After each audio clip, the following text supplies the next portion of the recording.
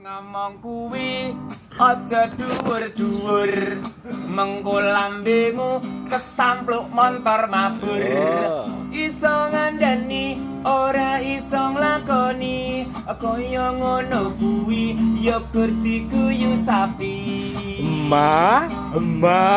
bondo donya kuwi ora dikawa bongkok aja nelongso yen lagi rekoso melaku kesendung mergo ora nyawang ngisor mula dadi wong ya sing andhap asor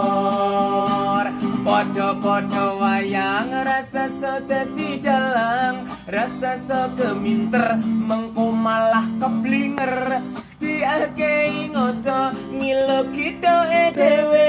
ngerumangsa bodho sregepi sinaune matur Sami-sami